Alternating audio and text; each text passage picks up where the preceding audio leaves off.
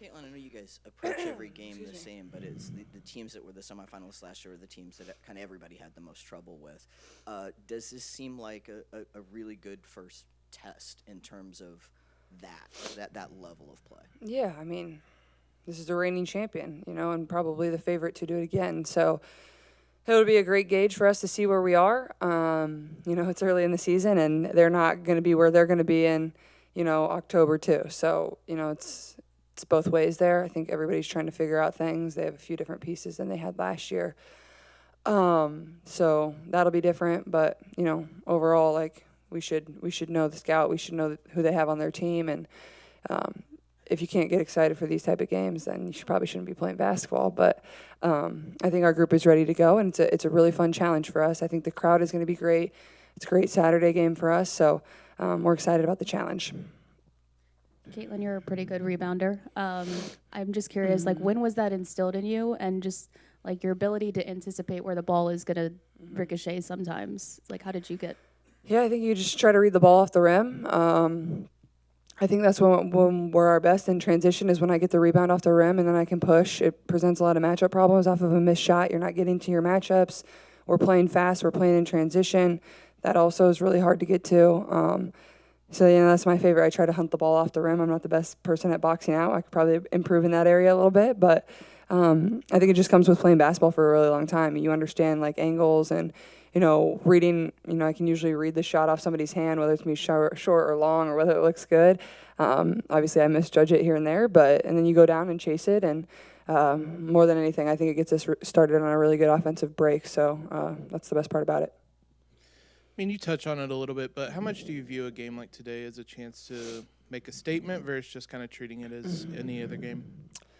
I mean, like, I don't think any of us view it as making a statement. I mean, sure, there's certainly that opportunity if we come out and play like we're capable of. I think we could, have a great chance to win this game. But, this is game 4. There's 40 games after this, too. So just going game by game, even possession by possession, you can't look too far ahead. You can't focus too much on what is our end result going to be today. Obviously, that's hopefully with a win, but you got to approach it game possession by possession, quarter by quarter, and that's what's going to help us win at the end of the day. But obviously, this would be a huge win for us versus the reigning champs, but not all is lost if not.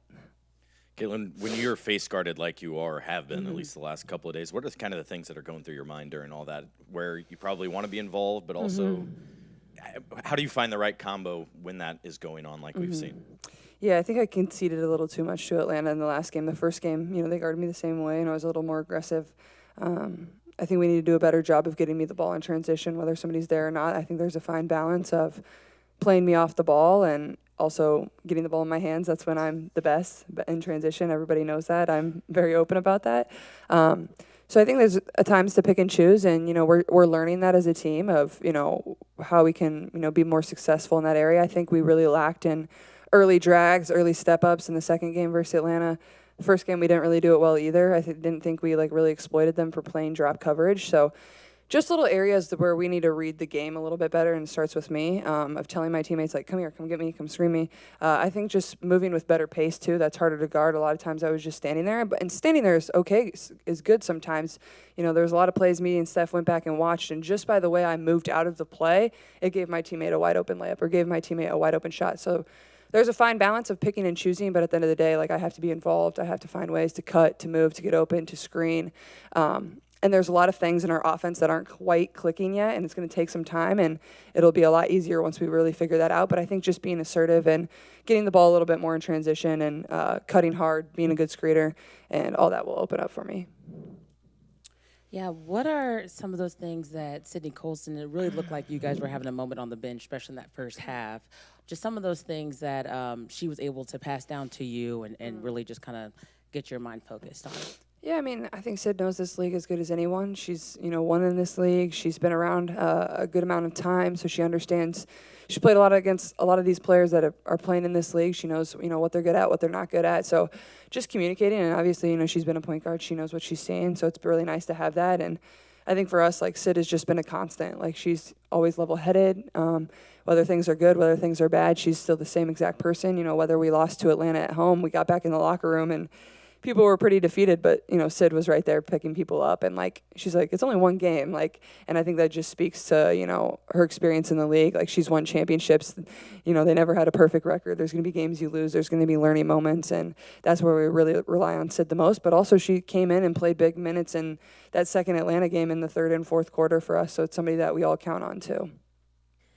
Caitlin, you've talked in the past about how exciting it's been to have the Pacers and the Fever just sort of supporting each other through this special run. I know that Tyrese Halliburton gave the Fever a shout out after last night's win. He gets that, speaking of face guard, he gets that full court face guard sometimes the same way that you do. With both of you guys getting so much attention from defenders, what does just, having him as a sounding board and just as a friend in this I was city actually mean? texting him after the last Atlanta game. We have a group chat and we talk in it quite a bit about all sorts of different stuff. But like teams do the same thing to him. They want to take the ball out of his hands early in transition. And he says the same thing. Like, it's just a fine balance of finding that and working with your teammates and helping them understand. But like, he plays out of early drags. He plays out of ball screen. That's why he's really good. He's a really good passer out of the ball screen. It's just really, really hard to guard with the weapons around him. And I think at times, the way we can play can be very similar to how the Pacers play, especially with the depth we have and the depth that they have. But, he's, first of all, one of my good friends, but also like it's nice being able to just talk basketball and like understand each other, but also we keep it fun. It's not anything deep, but it's fun to talk about too. Caitlin, you guys got Sophie back in the last game, and Sophie and Lexi had the best plus minus on the team coming off the bench.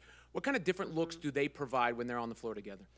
Their energy. It's different with them on the court. They provide energy. They're hustle players. They make the winning plays constantly. They never take a possession off. Both of them. Lexi's, probably one of the better defenders in this league. She's in your space. She's diving on the ground. She's getting nailed on screens, and Sophie's the same way. But they're just two very selfless players at the same time. They don't care if they score. They don't care how many minutes they're going to play. Whatever Steph is asking them to do, they're going to come in. They're going to do it with energy. They're going to communicate.